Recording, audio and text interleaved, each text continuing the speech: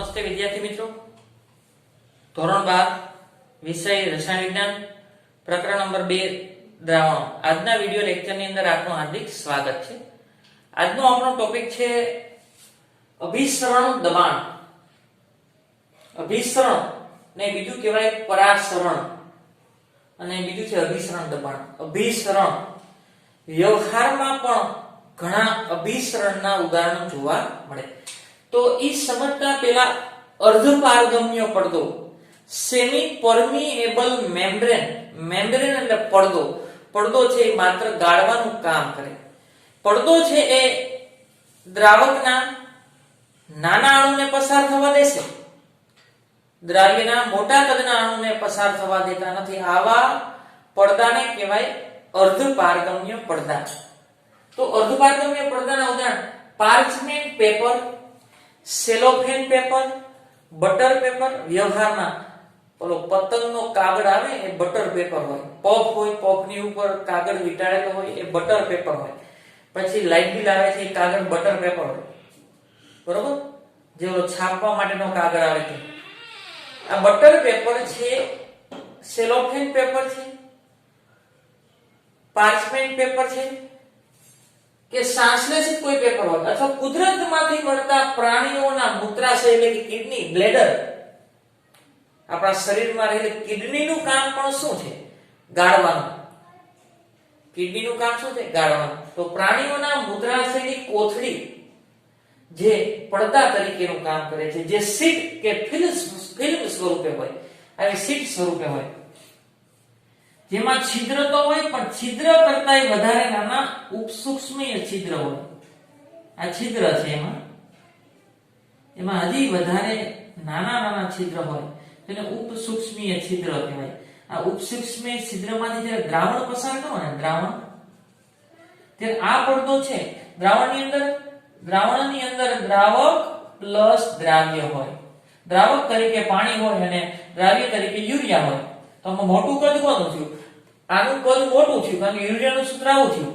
Urea NH2CO NH2. તો આનો અણુ ભાર વધારે છે તો કદ મોટું છે. આ મોટા કદનો અણુ છે, આ પાણી નાના અણુ કદનો અણુ. તો આ ફિલ્મ છે, પડદો છે, શીટ છે, જે કયો તે એ ગાળવાનું કામ કરે. શું કરે? એ દ્રાવકના નાના કદના અણુને પસાર થવા દેશે, પણ આ દ્રાવ્યના મોટા કદ, ગ્લુકોઝ હોય, ખાંડ હોય, યુરિયા હોય, NaCl, એને ઉપરથી પસાર થવા દેશે નહીં. તો આવા પડદાને શું કહેવાય? અર્ધપારગમ્ય પડદો. આવા પડદાને શું કહેવાય? અર્ધપારગમ્ય પડદા અથવા સેમી પરમિએબલ મેમ્બ્રેન. ફરીથી પાર્ચમેન્ટ પેપર અથવા સેલોફેન પેપર અથવા બટર પેપર અથવા સંશ્લેષિત કોઈ સેલોફેન પેપર હોય કે કુદરતમાંથી મળતા પ્રાણીઓમાંથી મળતા મૂત્રાશય હોય, જે પડદા તરીકેનું કામ કરે. પડદા જે શીટ સ્વરૂપે હોય અથવા ફિલ્મ સ્વરૂપે હોય, તેની એવી જાળીદાર રચના હોય. આ શીટ અથવા ફિલ્મ પડદા સ્વરૂપે છે, એની અંદર જાળીદાર રચના હોય જેમાં ઉપસૂક્ષ્મીય છિદ્રો આવેલા હોય, એટલે ખૂબ જ નાના છિદ્ર આવેલા છે, જેમાંથી પાણી જેવા દ્રાવકના નાના અણુઓ પસાર થઈ. પાણી H2O આની અંદર ખૂબ જ ઓછું છે એટલે નાના કદનો થયો. એ નાના કદના અણુઓ પસાર થઈ શકે છે, પરંતુ દ્રાવ્ય પદાર્થના મોટા કદના અણુઓ તેમાંથી પસાર થઈ શકતા નથી. આવા પદાર્થને કહેવાય અર્ધપારગમ્ય પડદો. ઇંગ્લિશમાં કહેવાય સેમી પરમિએબલ મેમ્બ્રેન, SPM. ટૂંકમાં SPM એટલે સેમી પરમિએબલ મેમ્બ્રેન. અર્ધપારગમ્ય પડદો માત્ર દ્રાવકના નાના કદના અણુને પસાર થવા દેશે, દ્રાવ્યના મોટા કદના અણુને પસાર થવા દેતા નથી.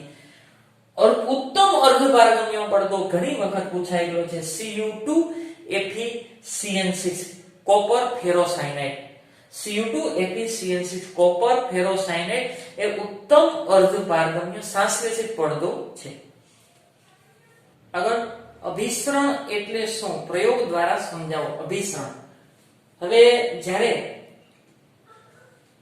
આ થીસલ ફનેલ છે એની અંદર દ્રાવણ ભરેલું છે, અહીંયા અર્ધપારગમ્ય પડદો છે. અર્ધપારગમ્ય પડદો માત્ર દ્રાવકના અણુને પસાર થવા દે, એ નાના કદના હોય, દ્રાવ્યના અણુ મોટા હોય એને પસાર થવા દેતા નથી. બહારની બાજુ માત્ર દ્રાવક છે, બહારની બાજુ દ્રાવક છે અને થીસલ ફનેલની અંદર દ્રાવણ ભરેલું છે. અહીંયા અર્ધપારગમ્ય પડદો છે, નીચે તળિયે અર્ધપારગમ્ય પડદો છે. અર્ધપારગમ્ય પડદો માત્ર દ્રાવકના અણુને જ પસાર થવા દે. હવે શું છે, અંદર દ્રાવણ છે, બહાર દ્રાવક છે. તો અંદર દ્રાવણ છે તો દ્રાવ્ય પ્લસ દ્રાવક હોય. તો યાદ રાખો, બહાર દ્રાવક વધારે છે, અંદર દ્રાવક ઓછો છે. તો બેય બાજુ દ્રાવક સરખો થવા પ્રયત્ન કરે. અંદર દ્રાવણ છે તો દ્રાવ્ય પ્લસ દ્રાવક છે અને બહાર ખાલી દ્રાવક છે. તો બહાર દ્રાવકનો જથ્થો વધારે છે તો દ્રાવકનો સ્વયંભૂ પ્રવાહ શુદ્ધ દ્રાવકથી દ્રાવણ તરફ વહેશે. બહાર દ્રાવક છે, દ્રાવકનો સ્વયંભૂ પ્રવાહ આ દ્રાવક થી દ્રાવણ તરફ વહે અને થીસલ ફનેલમાં દ્રાવણની સપાટી કેવી આવશે, ઊંચી. આ થીસલ ફનેલની અંદર દ્રાવણની સપાટી કેવી આવશે, ઊંચી. આ જેટલી આ P આ H એટલે ઊંચાઈ છે. આ પાય અભિસરણ દબાણ કહેવાય, H ρ G દબાણ છે, H ρ G ઊંચાઈ અને આ ગુરુત્વ પ્રવેગ અને ડેન્સિટી ઘનતા. આ દ્રાવણ છે, બહાર દ્રાવક છે, અંદર દ્રાવક ઓછો છે, બહાર દ્રાવક વધારે છે. તો દ્રાવકનો સ્વયંભૂ પ્રવાહ શુદ્ધ દ્રાવકથી દ્રાવણ તરફ વહે. આ ઘટનાને શું કહેવાય, અભિસરણ. એવું કીધું જ્યારે દ્રાવક અને દ્રાવણ વચ્ચે અથવા આ દ્રાવક છે, આ દ્રાવણ છે, એની વચ્ચે અર્ધપારગમ્ય પડદો રાખ્યો અથવા જુદી જુદી સાંદ્રતા ધરાવતા દ્રાવણ. એક બાજુ હું મંદ દ્રાવણ રાખું, હાલો આ SPM છે, SPM એટલે સેમી પરમિએબલ મેમ્બ્રેન, અર્ધપારગમ્ય પડદો. આ બાજુ મંદ દ્રાવણ, મંદ H2SO4 નું દ્રાવણ. અહીંયા સાંદ્ર H2SO4 નું દ્રાવણ. જો મંદ દ્રાવણ છે તો અહીંયા દ્રાવક વધારે છે તો દ્રાવકનો સ્વયંભૂ પ્રવાહ મંદ દ્રાવણથી સાંદ્ર દ્રાવણ તરફ અથવા દ્રાવકથી દ્રાવણ તરફ વહે. આ ઘટનાને શું કહેવાય, અભિસરણ. ધ્યાન રાખો, અર્ધપારગમ્ય પડદો માત્ર દ્રાવકના અણુઓને જ પસાર થવા દે. તો એટલું યાદ રાખો, કઈ બાજુ દ્રાવક વધારે છે, સાંદ્ર દ્રાવણ છે તો અહીંયા દ્રાવ્ય વધારે છે, મંદ દ્રાવણ છે તો અહીંયા દ્રાવ્ય ઓછો છે. તો દ્રાવ્યની સાપેક્ષે અહીં દ્રાવક વધારે છે, અહીં દ્રાવક વધારે છે, અહીં દ્રાવક ઓછો છે. તો દ્રાવક મંદ દ્રાવણથી સાંદ્ર દ્રાવણ તરફ જશે અથવા દ્રાવક દ્રાવણ તરફ જશે. તો જ્યારે દ્રાવક અને દ્રાવણ વચ્ચે, આ દ્રાવક અને દ્રાવણ વચ્ચે અથવા જુદી જુદી સાંદ્રતા ધરાવતા દ્રાવણો વચ્ચે, એક મંદ દ્રાવણ એક સાંદ્ર દ્રાવણ વચ્ચે અર્ધપારગમ્ય પડદો SPM સેમી પરમિએબલ મેમ્બ્રેન રાખવામાં આવે ત્યારે દ્રાવકના અણુઓ પડદામાંથી શુદ્ધ દ્રાવકથી દ્રાવણ તરફ અથવા ઓછી સાંદ્રતાથી વધુ સાંદ્રતા ધરાવતા દ્રાવણ તરફ વહે. દ્રાવકના પ્રવાહની આ ક્રિયાને શું કહેવાય, અભિસરણ. નો યાદ આવે તો એટલું યાદ રાખજો, જ્યાં દ્રાવક વધારે છે ત્યાંથી ઓછા દ્રાવક બાજુ જશે.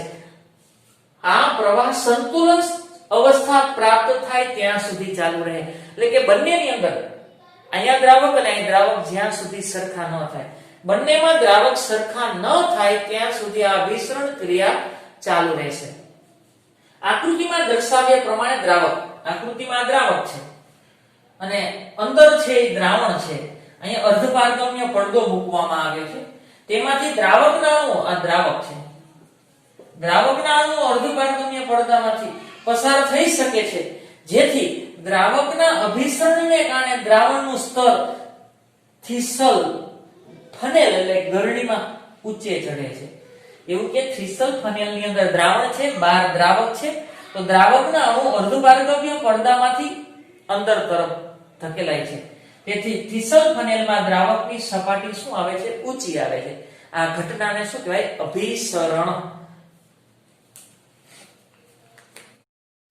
जीव विज्ञान मानव जाति के इतिहास का एक अचरज भरा विकास है. जीवन और पदार्थ के विज्ञान का स्पष्टीकरण, वो भी सुनिश्चितता के साथ. जीव विज्ञान की जटिल दुनिया में परासरण की धारणा विसरण के मूलभूत सिद्धांतों को समझाती है. जीव विज्ञान की एक जटिल धारणा है एक आसान तरीके में हमारे लिए.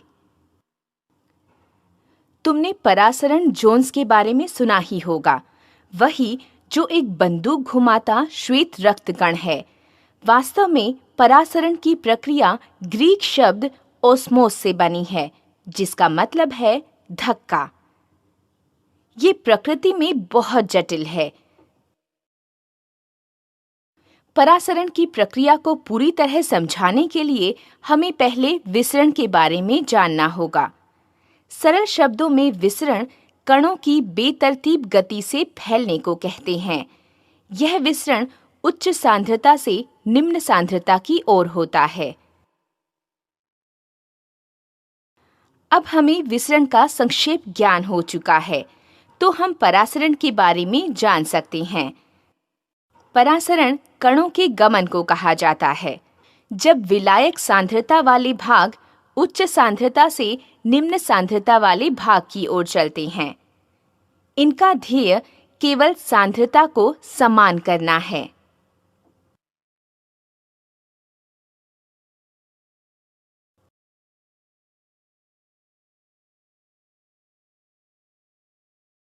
इसे एक भौतिक प्रक्रिया को बतलाने में भी उपयोग किया जा सकता है, जिसमें विलयन कण गमन करते हुए बगैर बाहरी ऊर्जा के, वह भी एक अर्ध पारगम्य झिल्ली से, जो विलयन कणों को तो जाने देती है परंतु विलेय कणों को नहीं जाने देती। यह झिल्ली दोनों भिन्न सांद्रता वाले विलयों को अलग करती है।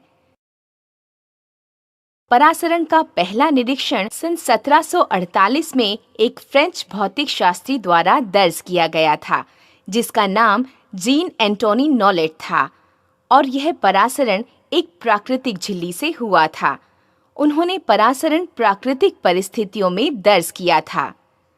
परासरण को अच्छे से समझा जा सकता है अगर उसके घटकों को समझ लिया जाए, जो परासरण की प्रक्रिया को समझने में मदद करते हैं। हमने अर्ध पारगम्य झिल्ली से शुरू किया था, जो कि बहुत पतली परत होती है, जो ऐसे पदार्थ से बनती है जो कुछ को तो अपने अंदर से गुजर जाने देती है, लेकिन कुछ को अपने अंदर से गुजरने से रोक लेती है। जैसे कोशिकाओं की झिल्ली को अर्ध पारगम्य झिल्ली के जैसे इस्तेमाल कर सकते हैं। अब हम उस वाक्य की परिभाषा पर आते हैं जो हमने पढ़ी थी, पानी की उच्च सांद्रता के बारे में, जो किसी का तनु विलयन है, जैसे सुक्रोज और शुद्ध पानी का। हर स्थिति में वहां बहुत पानी होता है, विशेषकर उच्च सांद्रता वाला पानी।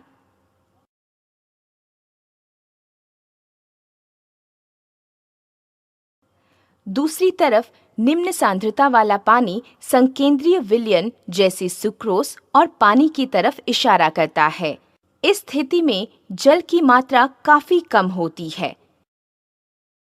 चलो परासरण को और अच्छे से समझते हैं व्याख्यान के द्वारा। अधिकतर ध्रुवीय अणु जैसे चीनी या प्रोटीन स्वतंत्रता लिपिड से झिल्ली को पार नहीं कर सकते। जल के अणु ध्रुवीय होते हैं, लेकिन वे इतने छोटे होते हैं कि आराम से झिल्ली को पार कर जाते हैं। विसरण का प्रकार जिसमें जल के अणुओं का एक झिल्ली के द्वारा गमन होता है, सही मायने में परासरण कहलाता है।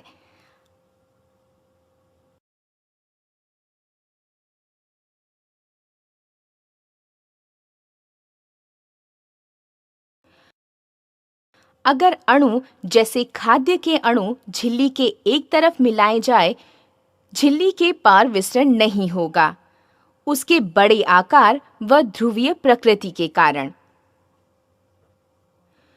दूसरे ध्रुवीय अणुओं पर भी प्रभाव डालेगा, जैसे पानी।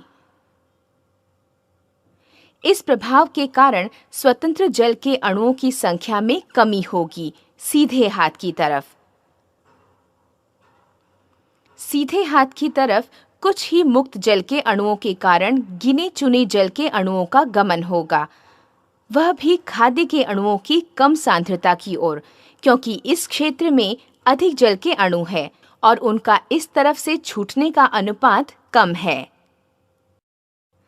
यह व्यवहार दूसरी तरफ जल की मात्रा बढ़ा देता है।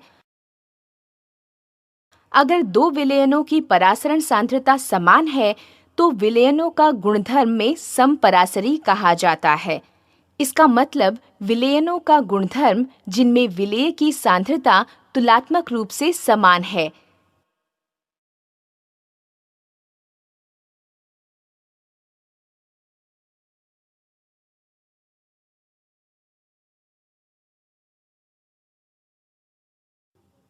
जबकि जब दो विलयनों की परासरण सांद्रता अलग होती है तब ये दो अलग अलग गुणधर्म को बतलाते हैं।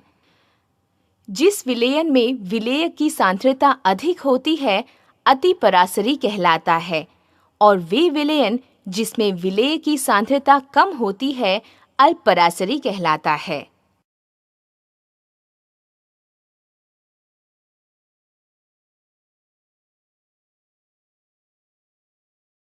अतिपरासरी विलयन में अभेद विलेय झिल्ली की बाहरी तरफ अधिक सांद्रता होती है, जबकि अल्पपरासरी विलयन में अभेद विलेय झिल्ली की बाहरी तरफ कम सांद्रता होती है।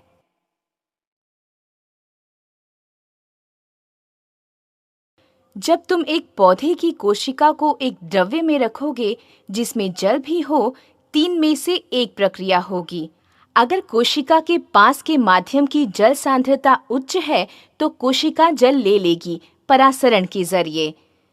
जल के अणु कोशिका झिल्ली से गुजरने के लिए दोनों दिशाओं में स्वतंत्र रहते हैं, लेकिन जितना पानी निकलेगा उससे ज्यादा आएगा।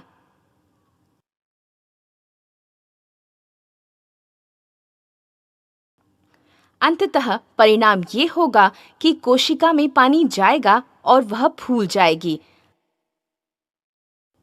अगर माध्यम व कोशिका की जल सांद्रता समान है तो जल की कोई चाल नहीं होगी। कोशिका झिल्ली में जल कोशिका झिल्ली की दोनों दिशाओं में जाएगा, लेकिन अंदर जाने की मात्रा बाहर निकलने की मात्रा के बराबर होगी। इसलिए इसमें जल की कोई गति नहीं होगी। कोशिका का आकार भी जैसे का तैसा ही रहेगा।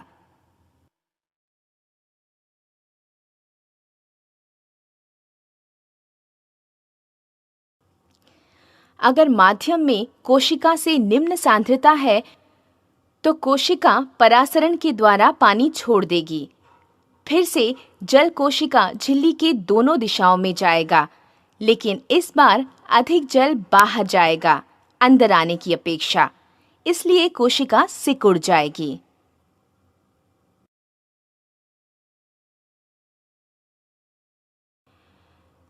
इस प्रकरण की एक और महत्वपूर्ण प्रक्रिया विपरीत परासरण है।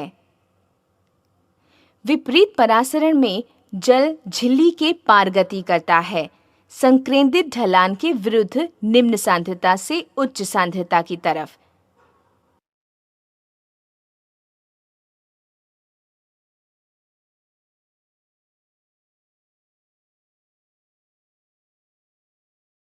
इस प्रक्रिया में झिल्ली को बहुत बारीक छलनी की तरह प्रयोग करने का विचार लिया गया है, जिसका उपयोग नमकीन समुद्र या महासागर जल को पीने योग्य बनाने में किया जाता है। नमकीन पानी झिल्ली के एक तरफ रखा होता है और दबाव दिया जाता है रोकने के लिए और फिर परासरण प्रक्रिया को पलटने के लिए। इस प्रकार से हमने परासरण की आधार की प्रक्रिया समझ ली है। अब हम दूसरों की अपेक्षा अधिक खुश महसूस करते हैं जब कोई हमसे परासरण के बारे में पूछता है, कहता है कि क्या आपने આગળનો ટોપિક છે અભિસરણ ઘટનાના કેટલાક ઉદાહરણ। કાચી કેરીને જ્યારે બ્રાઇન મીઠાના પાણીમાં એટલે NaCl ના સંતૃપ્ત દ્રાવણમાં ઉમેરવામાં આવે તો થોડા દિવસમાં કાચી કેરી સંકોચાય છે। એવું કે છે આ પાત્ર છે NaCl બ્રાઇન એટલે NaCl નું સંતૃપ્ત દ્રાવણ। NaCl નું સંતૃપ્ત દ્રાવણ એની અંદર જો હું કાચી કેરી ઉમેરી દઉં, આ કેરી છે તો બહાર સાંદ્રતા વધારે છે। NaCl નું સંતૃપ્ત દ્રાવણ છે, બહાર સાંદ્રતા વધારે છે, અંદર સાંદ્રતા ઓછી છે તો અંદર દ્રાવક વધારે છે તો દ્રાવક બહાર આવે। દ્રાવકનો સ્વયંભૂ પ્રવાહ ઓછી સાંદ્રતાથી વધુ સાંદ્રતા તરફ। તો કાચી કેરીને જ્યારે NaCl નું સંતૃપ્ત દ્રાવણ એટલે કે મીઠાના પાણીમાં આથી એટલે કે મૂકવામાં આવે તો થોડા દિવસ પછી કેરી સંકોચાય છે। શું કામ? આની અંદર સાંદ્રતા ઓછી છે, બહાર સાંદ્રતા વધારે છે। તો અહીંયા સાંદ્રતા ઓછી છે તો અહીંયા પાણી વધારે છે તો પાણી વધારે છે તો બહાર આવે. મંદ દ્રાવણથી સાંદ્ર દ્રાવણ તરફ દ્રાવક આવે એટલે કેરી શું થશે? સંકોચાશે. આ ઘટનાની અંદર એની દિવાલ છે એ અર્ધપારગમ્ય પડદા તરીકેનું કામ કરે. આગળ કરમાયેલા ફૂલ. કોઈ ફૂલ છે, કરમાયેલા ફૂલને પાણીમાં મૂકવામાં આવે. આ ફૂલ છે, ધારો કે આ ફૂલ છે, બરોબર? આ ફૂલ છે, એમાં પાણીમાં મૂક્યું. હવે કરમાયેલું ફૂલ ક્યારે કરમાય? એ પાણી ગુમાવે તો. એટલે પાણી ગુમાવ્યું એટલે ફૂલની અંદર સાંદ્રતા વધારે છે, બહાર પાણી છે. તો અહીં સાંદ્રતા વધારે છે, અહીં સાંદ્રતા ઓછી છે. તો પાણી ક્યાંથી ક્યાં જશે? આ દ્રાવકથી દ્રાવણ તરફ. તો કરમાયેલું ફૂલ છે ને એ નવ જીવન પ્રાપ્ત કરશે એટલે પાછું ખીલી ઉઠશે. એટલે તો શાકભાજી વાળા સતત શાકભાજી ઉપર પાણીનો છંટકાવ કરતા હોય. શું કામે? શાકભાજી હોય, કોથમરી હોય કે ફૂલ હોય, એની દિવાલ અર્ધપારગમ્ય પડદા તરીકે કામ કરે છે. જો એ લંઘાઈ જાય છે, કરમાઈ જાય છે તો એ પાણી ગુમાવે છે એટલે એની સાંદ્રતા વધી ગઈ. તો બહાર પાણી તમે ઉમેરો તો પાણી બહારથી અંદર તરફ જશે. અહીં સાંદ્ર દ્રાવક છે અને આ દ્રાવણ છે તો દ્રાવકથી દ્રાવણ તરફ દ્રાવકનો સ્વયંભૂ અંદર પાણી જશે તો ફૂલ ફરી પાછું ખીલશે. કરમાયેલા ફૂલને પાણીમાં મૂકવામાં આવે તો નવજીવન એટલે કે ફરીથી શું થશે? નવજીવન પ્રાપ્ત કરશે. આગળ લોહીના કોષને રક્તકણ. ધારો કે લોહીનો કોષ છે, આ રુધિરનો કોષ છે, એને ક્ષારીય પાણીમાં મૂકવામાં આવે એટલે આ ક્ષારીય પાણી છે NaCl. અહીં સાંદ્રતા વધુ થઈ, અહીં સાંદ્રતા ઓછી. તો દ્રાવકનો સ્વયંભૂ પ્રવાહ ઓછી સાંદ્રતાથી વધુ સાંદ્રતા, અહીં દ્રાવક વધારે હોય તો બહાર આવે. તો આ લોહીનો કોષ છે ને ક્ષીણ થઈ જાય એટલે સંકોચાઈ જાય.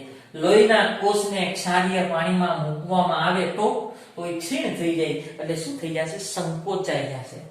આગળ વનસ્પતિમાં મૂળ દ્વારા જમીનમાંથી પાણીનું શોષણ થવું. તો વનસ્પતિના મૂળની અંદર સાંદ્રતા વધારે છે.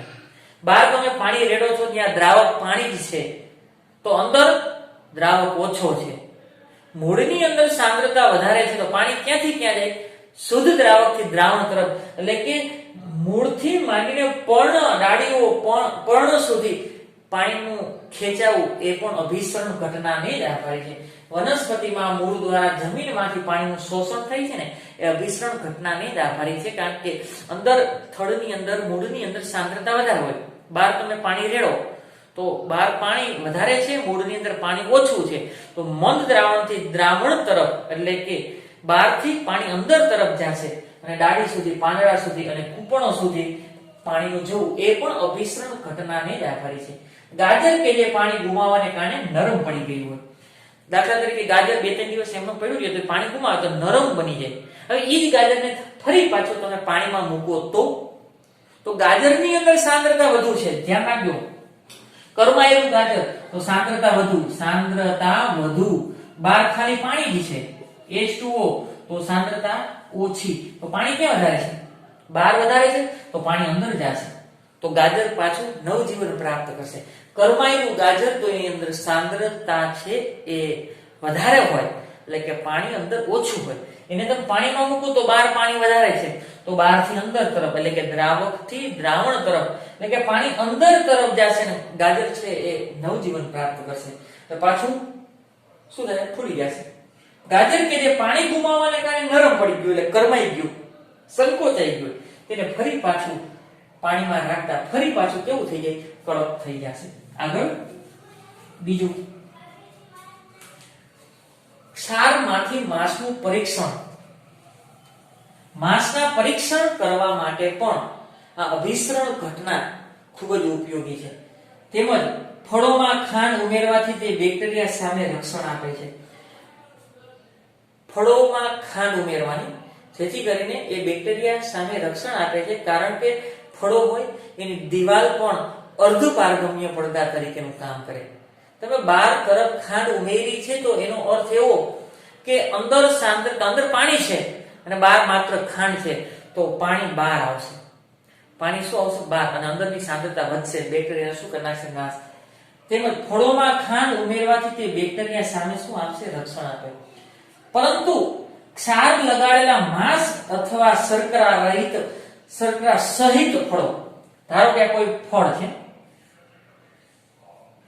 આ ફળ છે અથવા માંસ છે, એની ઉપર મેં શર્કરા લગાવી દીધી છે. શર્કરા એટલે કે ખાંડ, આ શર્કરા છે.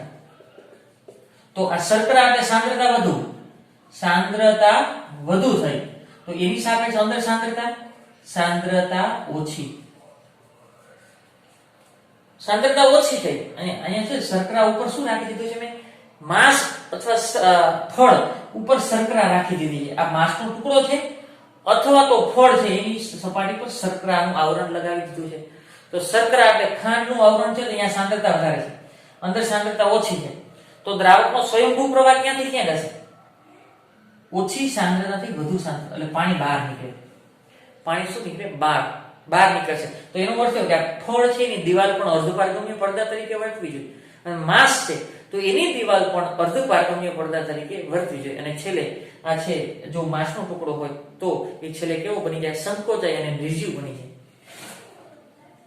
પરંતુ ક્ષાર લગાવેલો માંસ હોય તેની સપાટી પર ક્ષાર લગાડવાનું છે, અથવા ફળ હોય તેની સપાટી પર શર્કરા લગાડવાના છે, અને બેક્ટેરિયા રહિત કરવા માટે.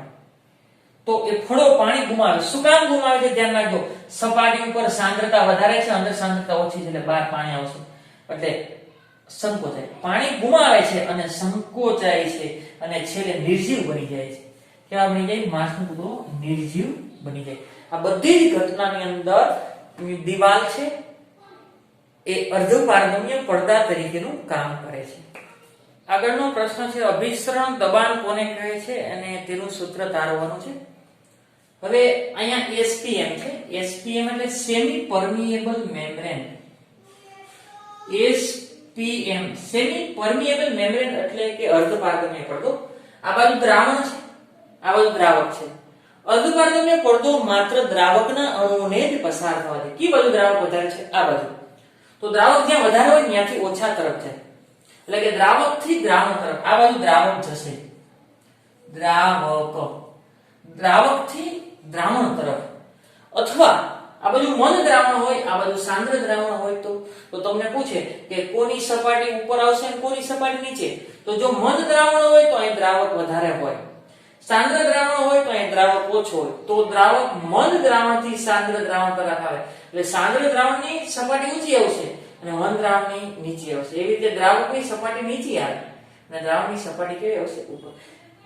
દ્રાવક થી દ્રાવણ તરફ દ્રાવકનો સ્વયંભૂ પ્રવાહ આ SPM એટલે કે અર્ધપારગમ્ય પડદામાંથી પસાર થશે. અહીં વાતાવરણનું દબાણ તો લાગતું જ હોય, આની ઉપર વાતાવરણનું દબાણ તો લાગતું જ હોય. કેટલું? PATM એટલે કે એટમોસ્ફિયર. અહીંયા વાતાવરણનું દબાણ તો લાગતું જ હોય, PATM એટલે કે એટમોસ્ફિયર. પણ આ પ્રવાહને મારે અટકાવવો છે. જોજો, દ્રાવક થી દ્રાવણ તરફ દ્રાવકનો સ્વયંભૂ પ્રવાહ વહે છે, આ ઘટનાને અભિસરણ કહેવાય.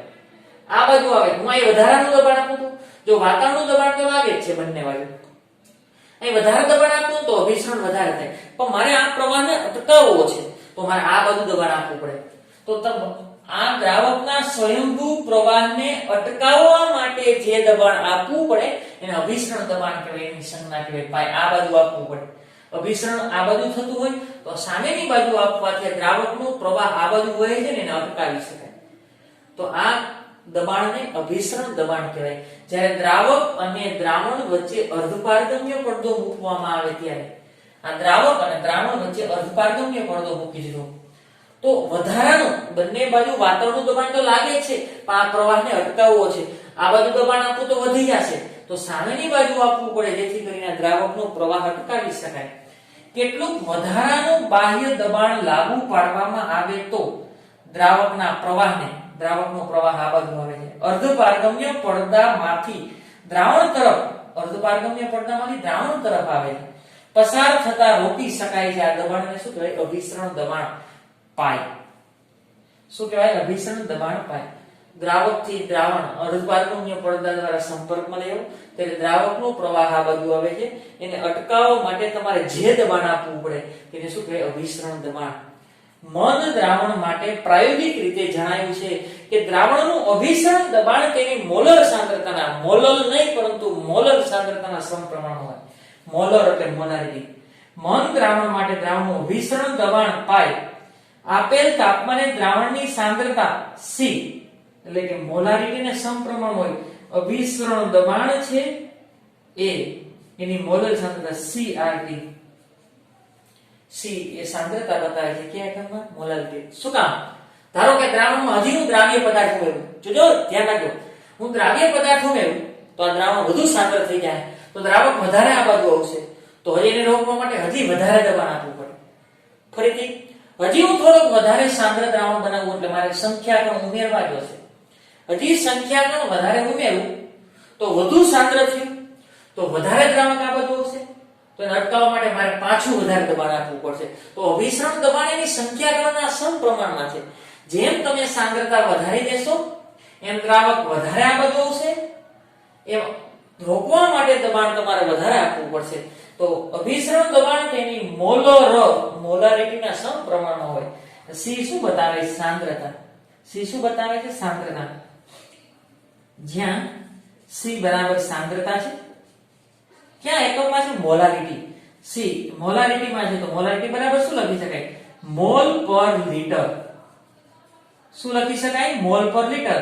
એટલે દ્રાવ્યના મોલ અને છેદમાં દ્રાવણનું કદ મોલ પર લિટર લખી શકાય. હવે આ કિંમત છે ને આમાં મૂકી દઉં તો શું સૂત્ર થશે? પાઈ બરાબર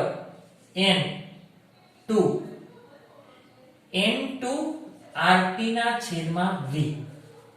આ N2 મોલ છે. N2 શું છે? મોલ. N2 બરાબર વજનના છેદમાં અણુભાર. N2 શું છે? વજનના છેદમાં અણુભાર. આ દ્રાવ્ય માટે દ્રાવ્યનું દળ ના છેદમાં દ્રાવ્યનો અણુભાર. આની કિંમત આમાં મૂકી દો તો પાઈ બરાબર નવું સૂત્ર W2 RT ના છેદમાં M2V. M2V એટલે કે દ્રાવ્યનું દળ, અથવા 2 શબ્દ તમે ન લખો તો પણ વાંધો નહીં.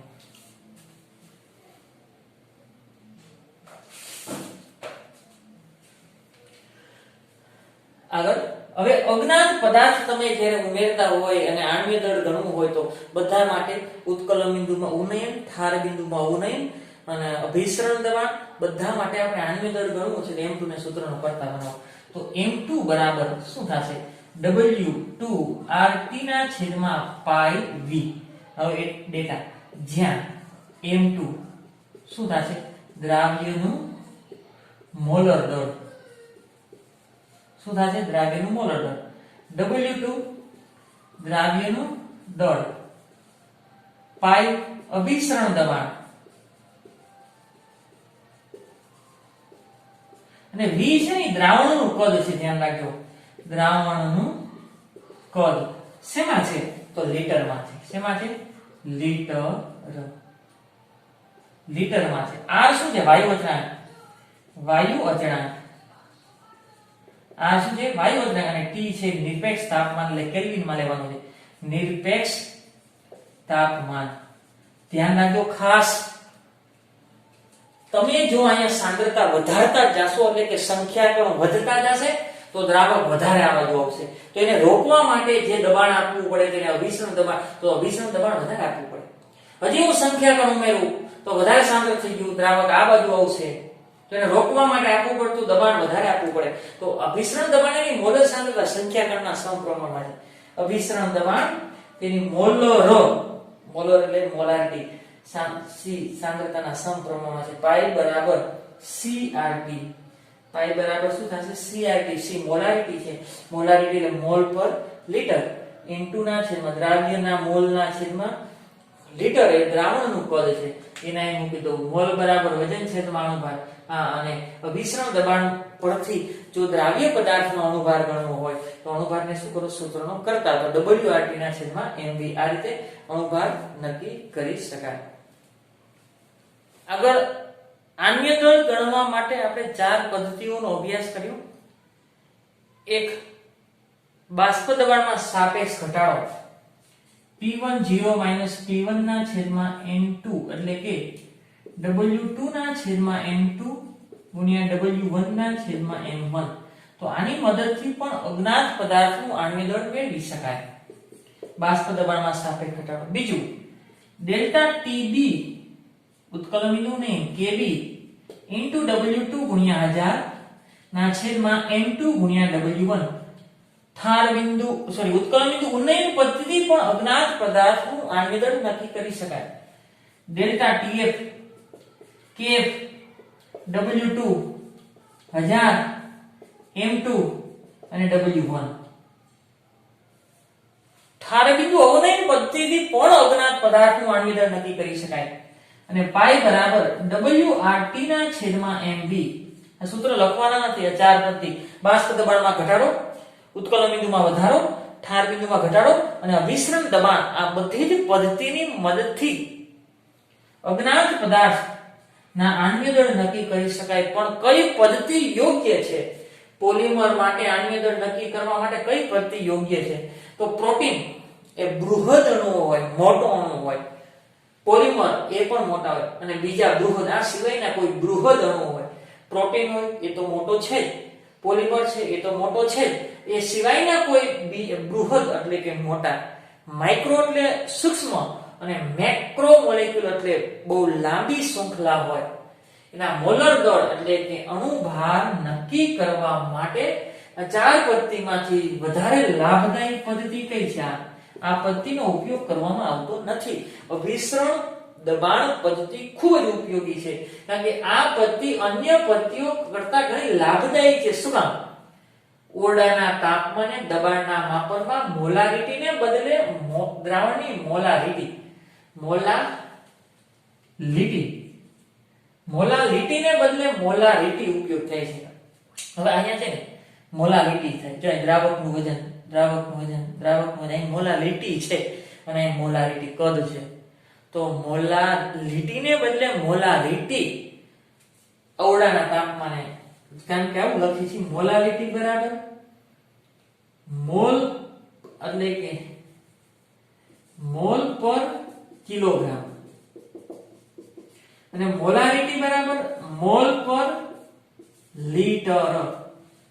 તો તમે દ્રાવ્ય પદાર્થ ઉમેર્યા રાખો ને તો અહીંયા દ્રાવણનું કદ બદલાય છે.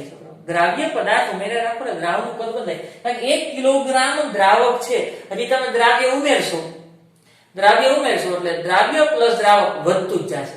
અને અહીં ફિક્સ છે 1 લીટર ફિક્સ છે, 1 લીટર કદ ફિક્સ છે. અહીં 1 કિલોગ્રામ દ્રાવકમાં 1 મોલ દ્રાવ્ય અને 1 લીટર દ્રાવણમાં 1 મોલ દ્રાવ્ય.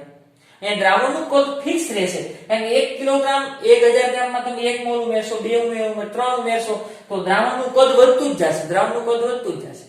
અને અહીંયા શું થાય? 1 લીટર, કારણ કે 1 લીટર ફિક્સ જ રહે. તમે દ્રાવ્ય પદાર્થ જેટલો ઉમેરશો સામે એટલો દ્રાવક ઘટશે, એટલે કે દ્રાવણનું કદ અહીંયા ફિક્સ રહે. અને દ્રાવણનું કદ ફિક્સ રહે એટલે અભિસરણ દબાણ પદ્ધતિ ખૂબ જ લાભદાયી છે, કારણ કે અહીંયા કદ વપરાય છે. એટલે મોલાલિટીને બદલે મોલારિટી વપરાય છે, એટલા માટે ખૂબ જ લાભદાયી છે. અને બીજું એ ઓરડાના તાપમાને થાય છે. હવે થાય શું? જો તમે જૈવિક અણુ હોય અથવા પ્રોટીન હોય, જો આ પદ્ધતિથી તમે આણ્વીય દળ નક્કી કરવું હોય ને, આ પદ્ધતિથી આણ્વીય દળ, તો થાય શું? તમારે બાષ્પ દબાણ માપવું પડે અને બાષ્પ દબાણ માપવા માટે તમે ગરમ કરવું પડે. હવે ગરમ કરો તો વિઘટન થઈ જાય તો સાચું આણ્વીય દળ મળતું નથી. પછી આના માટે શું કરવું પડે? જૈવિક અણુઓ હોય કે પોલિમર હોય, ઉત્કલન બિંદુમાં ઉત્કલન બિંદુમાં કેટલો વધારો થાય છે? પાણીનું ઉત્કલન બિંદુ 373.15 કેલ્વિન છે.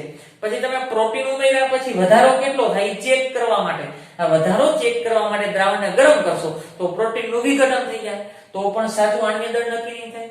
આગળ ઠાર બિંદુમાં થતો ઘટાડો. પાણીનું ઠાર બિંદુ 0 ડિગ્રી સેલ્સિયસ છે, પછી એમાં પ્રોટીન ઉમેરી અને તમે ઠાર બિંદુમાં ઘટાડો નોંધશો તો તાપમાન તમારે ઘટાડવું જોશે. તો પાછા પ્રોટીનના અણુઓ નજીક આવી જાય અને વળી પાછો બૃહદ અણુ મળે, મોટો હોય એનાથી ને મોટો મળે, તો પણ સાચું આણ્વીય દળ નક્કી થતું નથી. તો આ ઓરડાના તાપમાને છે, નથી વિઘટન થતું કે નથી સુયોજન થતું. તેથી ઓરડાના તાપમાને થતી અભિસરણ પદ્ધતિથી ચોકસાઈપૂર્વક આણ્વીય દળ નક્કી કરી શકાય. કોના? જે કે પ્રોટીન હોય, પોલિમર હોય કે બૃહદ અણુ હોય. તો જૈવિક અણુઓ છે ને, ઉત્સેચક છે, બરોબર, એ બધા બૃહદ અણુઓ છે. ઊંચા તાપમાને સ્થાયી હોતા નથી. અહીં તાપમાન વધારવું પડે, અહીં તાપમાન ઘટાડવું પડે. તો ઓરડાના તાપમાને સામાન્ય તાપમાને સ્થાયી હોય એ સામાન્ય તાપમાને સ્થાયી હોય, વિઘટન થતું નથી, એટલે કે અભિસરણ પદ્ધતિ ચોકસાઈ પૂર્વક એના આણ્વીય દળ નક્કી કરી શકાય. પોલિમર જેમની દ્રાવ્યતા ખૂબ જ ઓછી હોય છે. એક છે ઊંચા તાપમાને પોલિમર પદાર્થ, બૃહદ અણુઓ, જૈવિક અણુઓ અસ્થાયી હોય. અહીં તાપમાન વધારવું પડે, તાપમાન વધારવું પડે, તાપમાન ઘટાડવું પડે તો સાચું આણ્વીય દળ મળતું નથી, અને ઓરડાના તાપમાને થાય. તેથી એ ઓરડાના તાપમાને સ્થાયી હોવાને કારણે અને દ્રાવ્યતા ઓછી છે, દ્રાવ્યતા ઓછી હોવાને કારણે અભિસરણ દબાણ પદ્ધતિ પોલિમર, બૃહદ અણુઓ, પ્રોટીન અણુઓ, જૈવિક અણુઓ માટે ખૂબ જ લાભદાયી છે.